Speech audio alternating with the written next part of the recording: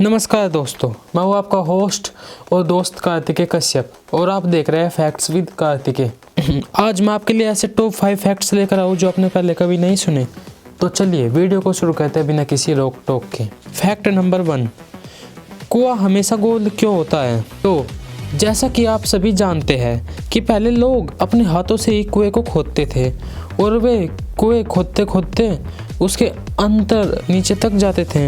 अब यदि वे कुएं को गोल की जगह चौकोर खोदते तो उसके बगल में जो मिट्टी होती थी वह उनके ऊपर गिरने लगती थी, जबकि कुआं गोल खोदने पर ऐसा नहीं होता था। इसी कारण पहले लोग कुआं गोल ही खोदते थे। अब इसका वैज्ञानिक कारण यह है कि अन्य सभी आकारों की अपेक्षा गोल आकार में चारों ओर से एक बराबर बल लगता है, जबकि चौकोर या अन्य किसी आकार में ऐसा नहीं होता। कुआं गोल बनाने से जो कंक्रीट का इस्तेमाल होता है वो एक दूसरे से मजबूती से जुड़े जाते हैं, जिससे कुआं ज़्यादा दिनों तक टिकाऊ होता था। इसी कारण कुआं हमेशा गोल ही बनाया जाता है। और कुएं के गोल होने का एक कारण यह भी है कि जब उसमें पानी उफान लेता है तब वह पानी कुएं की गोलाई की वजह से घूम जाता है। इससे पानी चाहे कितनी तेजी से उफान ले वह कुएं की दीवार से घूमकर ऊपर आ जाता है। इसका फ़ायदा यह है कि यह पानी कुएं की दीवार से नहीं टकराता और पानी के तेज बहाव से दीवार टूटने का डर नहीं रहता। फैक्ट नंबर 2, लोहे की गेंद पानी में डूब जाती है लेकिन जहाज क्यों नहीं डूबता? तो चलिए जानते हैं इसके बारे में। भौतिक शास्त्री आर्किमिडीज के सिद्धांत के अनुसार जब किसी वस्तु को द्रव्य में पूर्ण या आंशिक रूप से डुबोया जाता है तो वह हल्की हो जाती है, यानी आभासी रूप से उसके भार में कमी आ जाती है और यह आभासी भार में कमी वस्तु द्वारा हटाए गए द्रव्य के बराबर होती है। लोहे की छोटी सी गेंद पानी में डूब जाती है क्योंकि उसके द्वारा हटाए गए जल का भार उस गेंद के भार से कम होता है। इसी तरह जहाज पानी में इसलिए नहीं डूबता क्योंकि उसके द्वारा हटाए गए जल का भार उसके भार के बराबर होता है, इसलिए पानी का जहाज पानी में नहीं डूबता। फैक्ट नंबर 3, क्यों नहीं लगती कुतुब मीनार के पास स्थित लोह स्तंभ में जंग?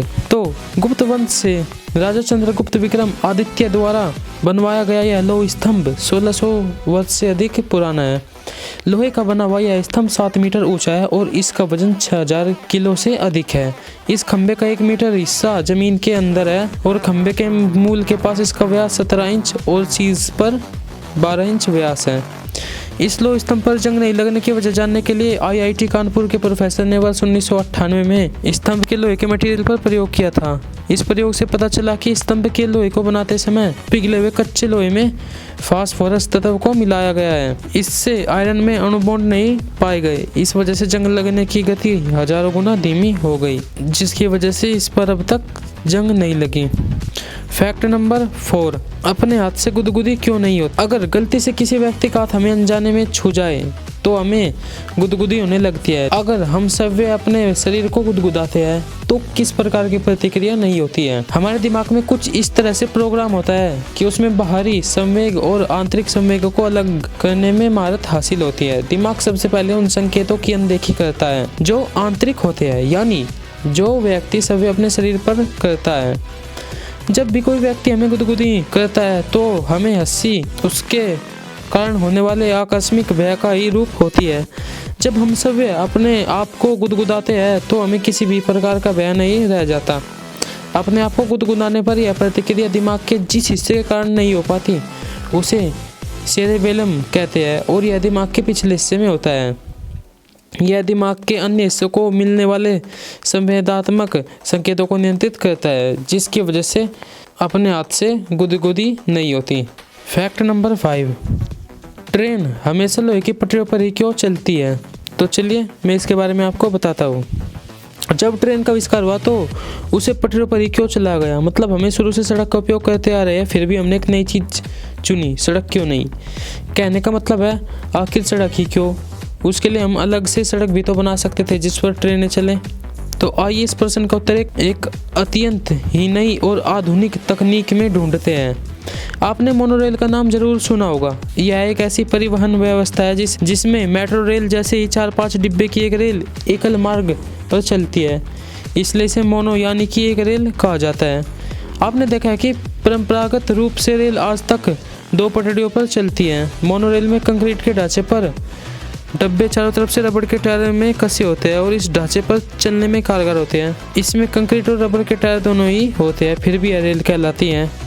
अब आपके प्रश्न पर आते हैं, आखिर में रेलगाड़ी को लोहे की पटरियों पर ही क्यों चलाया गया? उसका सबसे महत्वपूर्ण कारण यह है कि एक लंबी रेलगाड़ी को जितनी आसानी से लोहे की पटरियों पर गाइड किया जा सकता है, इतनी आसानी से उसे सड़क पर गाइड नहीं किया जा सकता।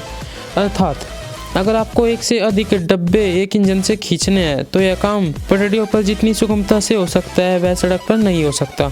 आधुनिक तकनीक के आ जाने के बाद यह काम सड़क पर करना लगभग असंभव है। कल्पना कीजिए 100 डिब्बों वाली एक रेलगाड़ी जिसमें टायर वाले पहिए लगे हैं सड़क पर चल रही है और इस गाड़ी को जगह जगह पर ऊंचे नीचे मार्ग से गुजरना है और मुड़ना है। क्या यह काम संभव है? तो निश्चित रूप से सड़क पर चलने वाली गाड़ी के पहियों को नियंत्रित करने के लिए किसी व्यवस्था की जरूरत पड़ेगी और यह व्यवस्था होती है रेल की पटड़ी।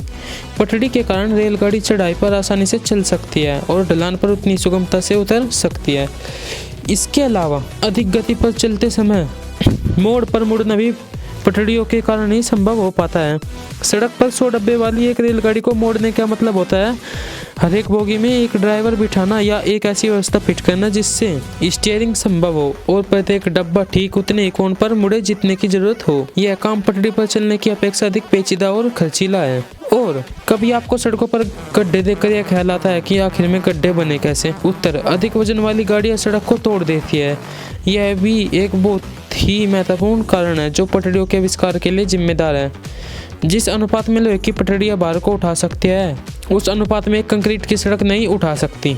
तीसरा कारण है पटड़ियों और पहिए के बीच का घर्षण बल। पटड़ियाँ और पहिए के बीच में लगने वाला घर्षण बल सड़क पर चलने वाली गाड़ियों के पहिए और टायर के बीच लगने वाले घर्षण बल से कहीं भी बहुत कम होता है। इसका मतलब है कि आप कम बल लगाकर अधिक से अधिक बार खींच सकते हैं। तो यही कुछ कारण थे जिसकी वजह से ट्रेन पटरियों पर चलती है, ना कि सड़क पर। आज की वीडियो में इतना ही दोस्तों। आई होप आपको वीडियो अच्छी लगी होगी। अगर वीडियो अच्छी लगी तो वीडियो को लाइक करें, वीडियो को शेयर करें, वीडियो पर कमेंट करें और चैनल सब्सक्राइब करना ना भूलें। जय हिंद, जय भारत।